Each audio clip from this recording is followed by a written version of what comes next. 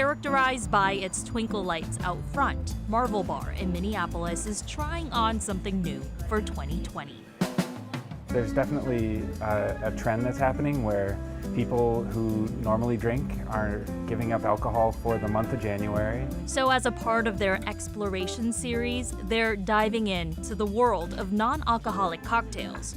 General Manager and Spirits Director Peter Schweigert happy to give it a go because he doesn't drink either. People want to drink stuff still that is interesting, that's exciting. The bar isn't necessarily by default a place where people drink spirits. It's a social space. Do you worry about your bottom line at all? Not necessarily. I mean, coffee shops stay in business. We're essentially serving people things that are liquids in glasses that are interesting no matter what. Come next Wednesday when they reopen with the new menu. You'll be able to see drinks like the Monarch. To me, I get a lot of notes of like really, really juicy, ripe watermelon. There's no watermelon in there, no alcohol either, just sparkling water and homemade milkweed shrub.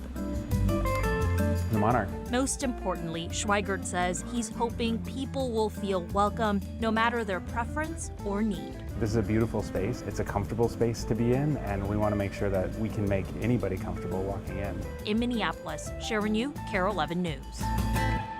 Marvel Bar will reopen next Wednesday with its new menu. They are not going completely alcohol-free. If that is your preference, they'll have their regular alcoholic options as well.